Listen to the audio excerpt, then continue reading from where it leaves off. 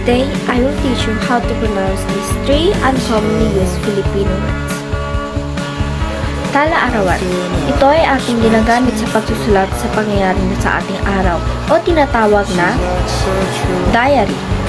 Isinulat ko sa aking tala-arawan ang nangyari ngayong araw. Batlag. Ito ay kotse. At ang halimbawa nito ay tumakay kami sa Batlag papuntang Maynila. Halgang bilang. Ito ay grade o score.